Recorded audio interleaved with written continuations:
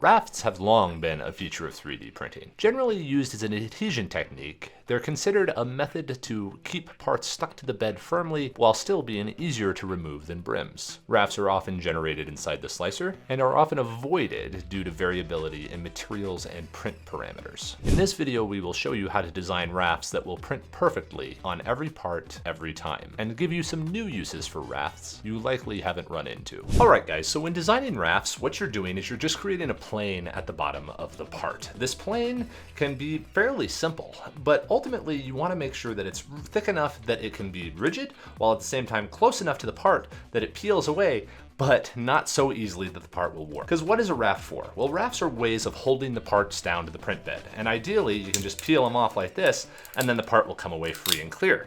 But if you put it too close, you end up with a scenario like this, where you end up peeling off a part of the bottom of the part. And that is something to be avoided. You want something where it comes away clean like this. Now, the reason to design a raft is to get several features that you don't generally get a hold of with normal printing. If you're using a standard raft, you will very often get some sort of texturing along the bottom here, which means that the raft doesn't stick to the bed very reliably. You also have a raft that is generally flexible, so you end up with something too thin. So we're just gonna go ahead and run through here and make sure that we're designing this all correctly. If you're looking at a standard raft, looking down from the top right here, you wanna make sure that the outer edges are rounded. This rounding makes sure that you don't have warp on the raft itself, whereas if you had sharp edges, they would peel up very easily. But go ahead and round the outer edges the same way we round the vertical edges of any part. This is your reminder to always fillet to the vertical edges on any corner and chamfer the bottom of any part. But then when you go ahead and design the raft, you're going to want to design it with a 0.2 millimeter spacing. If you go closer than that, you end up with something that's too tight like this, which is at a 0.1 millimeter spacing and can also be filled in by the slicer, causing all sorts of issues. So avoid this stuff, otherwise your rafts will ruin your parts.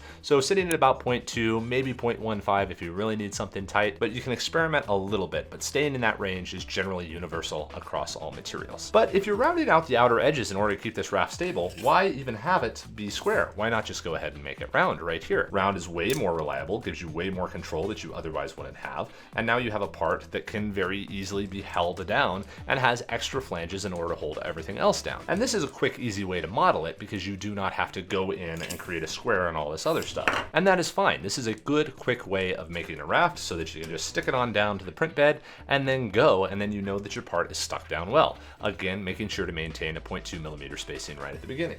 But now let's get into something interesting. If you're just designing a standard raft, you probably are not taking full advantage of what you're doing. You're designing this. You're designing it so that it will work in any material on any printer with any print setting. A well-designed raft will print anywhere at any time. But that means that you can now design features into the raft that a slicer can't generate. The slicer only has layers. You have full control of the geometry. So earlier you had seen how I had a little bit of trouble pulling this off because it was stuck so well to the bottom of the part. Well, if you go ahead and get away from that and instead just make a part where it's stuck on there and still has the same spacing, but then is able to peel away far more cleanly. You can see here that this is much more interesting now because what I did is I cut a hole out underneath the part.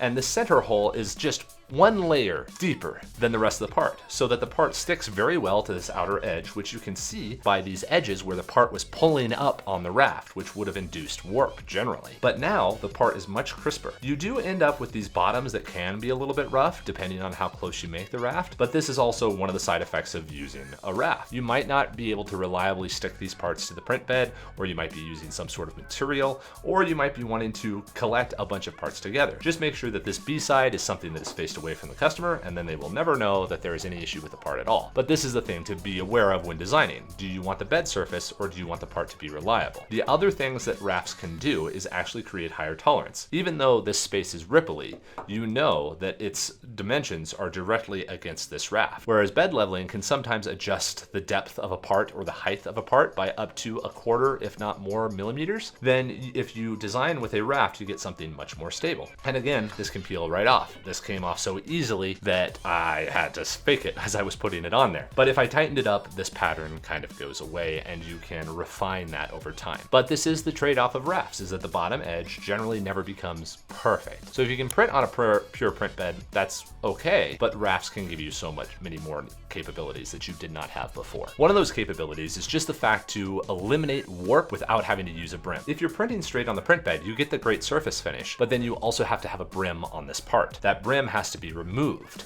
And that takes a bunch of human labor because it can't really be done by AI yet. But that brim can add a ton of extra cost to the part, to where if you're just producing a ton of cubes that are all going to be glued onto a wall for like a facade or something along those lines, you don't really care what this bottom surface looks like. In fact, the roughness can just take more glue. But you do care about how affordably it is made, and using a brim is more expensive than using a raft, because this pops right off, does its job, holds the part down, and then when you don't need it, you pop it right off and it's clean and clear. So that is one of the primary reasons for using a raft. Okay, so the value of a raft is the fact that it is able to hold the part down. But sometimes rafts aren't even enough. And again, you have to have the spacing between the raft and the top in order to make sure that the part can actually peel away. But what if you wanted to have the raft hold on to the part forever without ever peeling away accidentally? Well, for this, you make the raft a part of the part. Let's go ahead and look at this one right here. You can see, looking closely down at the bottom of this part, that the raft is spaced a little bit more. We were probably gonna see a little bit more warp there. It pops away in kind of an odd way. It's held right here, but it's not held super hard. Let's go ahead and peel this away and see what we see. Right here, you're seeing a very interesting pattern. Before, when the cube was just resting on the raft, you can see these outer lines where the edge of the cube was stuck. But here you're seeing these 4 points. Why are you seeing 4 points? Because this cube was adhered to the part. The spacing between these two parts was actually 0.2 millimeters.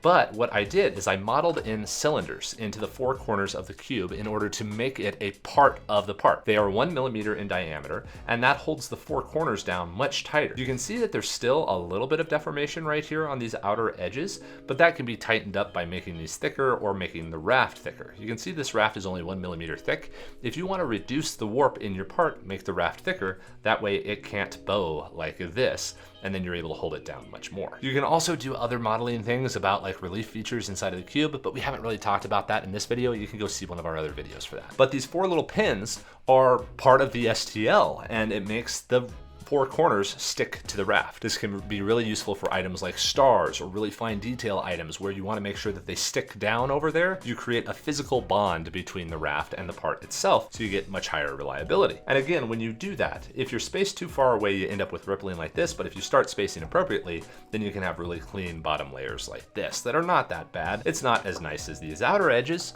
or even necessarily the bed surface in some cases, but it is clean and it is uniform, as opposed to this weirdness, wonkiness when you're spaced too far away. So again, the magic point is somewhere between 0.15 and 0.2 millimeters. Right here, this part is printed in a matte black, which does not adhere as well as other materials. So if you're using something like a PETG or even a PLA that's not matte, you may want to go for 0.2. And then if you're continuing to use the matte parts, you can go down to 0.15 and you're generally okay. Okay, so that is modeling the part, but there's one more way of making sure that the part just breaks away. You can create a very extreme example of this that is less helpful, but you can also create a less extreme, more extreme version of this that holds it down more. This center circle didn't hold everything down. This holds it down almost too much. What is the in-between? Well, the in-between would be something like this. That looks like a standard raft right there. You have the top rounded edges just like the rest of it, but you see all these dots along the outside. What this is what we've done is we've cut out slots underneath the raft in order to decrease the contact surface area with the part. Now again, this is very, very close. So you can see right here, it's peeling apart very difficult. So again, make sure that your spacing is right. And if you get your spacing done just correctly, then the raft will peel right away. And now you still have this pretty nice kind of a texture that is now getting more refined because you have the ribs, which create almost a bed-like texture on the bottom of it all, but they also have a lot of contact area with the part, but no more than needed. The part is reliably held down on both edges all the way around, and the 2 mirrored sides are the same all the way around. So you're able to create something that holds the part down, but then also holds down the middle. So if you're dealing with really high warp materials, you probably don't want to do the circle cutout because that'll create all kinds of weirdness on the bottom of the part. But if you create something like this, you create much better structure and support underneath there, but you also get the adhesion that you need that can still be peeled away easily. But this is all using rafts to hold parts down, and that's not even the best use for rafts. A lot of people end up running parts with batches. So you might have a main cube like what we're working with here, and then maybe like some hinge parts or some pin parts or an eyeball for a frog or whatever it is that you happen to be making, where you're printing the big piece and then you want to print a couple of tiny little pieces that don't really need to be separated from that big part because they could increase your cost or just disappear into the ether. So using a raft can be really good. If you've ever put together one of those old plane kits that came on a big old plastic sheet and you poke out the parts, those tines in between all the parts holding them together were called sprues, and they serve the function of holding the kit together. All the parts and pieces show up on that plate. Rafts can be used the same way because they can bring all the parts together into one single set, just like this. If you're looking at this raft, you now have all these edge little tiny pieces that would normally just be printed separately or fail by themselves or something else. They get to come with their daddy here so that they are doing the job that they need to do. And if you're making something like a small 3D printed kit, people can get the full kit printed out right here and get the main part and then print off the little tiny pieces that they need along the side. And they know all those pieces are there. But here's the issue.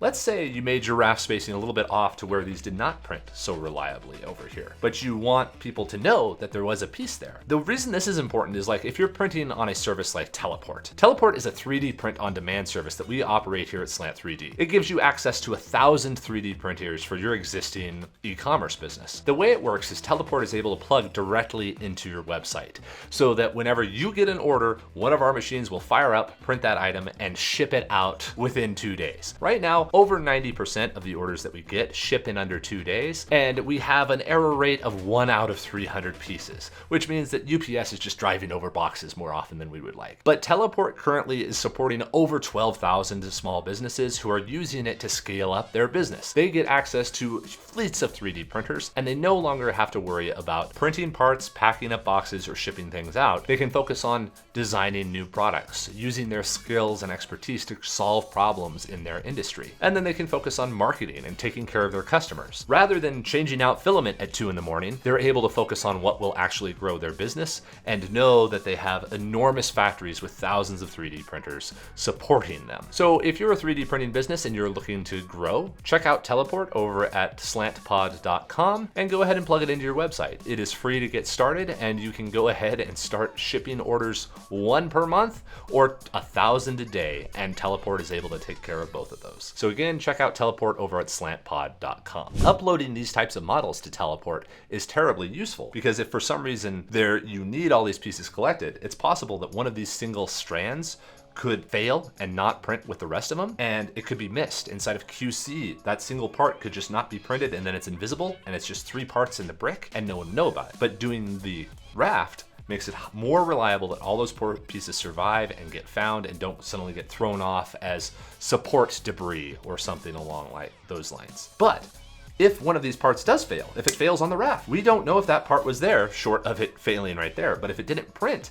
you would have no pockmark. So rafts give you one other advantage that is also really useful for your customers. Rafts allow you to create instructions, because since you're modeling the raft, you can now create features that highlight all the components that should be there. Now, if one of these is missing, if we peel this off and it disappears, we know that there was some part that was supposed to be there, and we know it's missing. This is terribly useful because it allows your customers who are assembling your airplane kit to know that there's parts and pieces here that might have broken off in shipping or are missing. It ensures that the manufacturer knows what parts are supposed to be there. And you can use these shapes and numbers and all types of other features of these types of pieces in order to give instructions to your customers. Start with part A.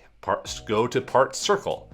Plug that into slot B. Rafts can be used for so much more than just holding down your part. They can be used for grouping and numbering and labeling your parts in a way that you've never had access to before. Because you could never injection mold something like this. Number one, you couldn't make a cube that's this fat because it has too much internal volume, but you also wouldn't have all these pieces easily separable inside of here unless you used sprues, and again, could actually mold a cube. But Rafts gives you a way to create kits and packets and sets in a way that's really reliable, really robust, and has the added benefit of making sure that your parts print reliably. So now you can work with high warp materials like nylon and ABS and know that you can peel them off, and you know how to design them so that the raft doesn't become a part of your part. So this is one of those situations where designing the feature is so much better than using a slicer. If you're using a slicer, you might spend hours or days trying to tune 0.1 millimeter spacing and understanding what is raft air gap versus raft vertical spacing. those types of silly things. Whereas if you design it inside of CAD, you know exactly what it is. And then the slicer simply interprets it as a layer space. And you are able to get really high precision parts that are print exactly the way you want them to. And so long as a printer has a 0.4 millimeter nozzle, it'll print the same regardless of material. If you use a 0.2 millimeter spacing on your Raft and put some pinholes around the outer edge in order to hold it down in case the spacing is too much, you will have a Raft that will work universally. And now you can have a part that can be printed on anyone's machine in any material at any time. So if you're uploading them to be printed by a service, or just sharing the files around, or looking for something manufacturable that is reliable and stable and can be produced at scale without issues, Rafts are a great way to go. If you like this video and you want to see more, go ahead and subscribe down below. We do a lot of these videos about design for additive manufacturing, how you create parts that can be made on any machine independent of slicer or materials. So if you want to see more stuff like that, subscribe and of course hit that bell. And if you're running a 3D printing business and you just want to scale up and get a few hundred or a few thousand machines working for you, your Etsy store or your Amazon store, check out Teleport, again over at slant3d.com. Have a great day, everybody.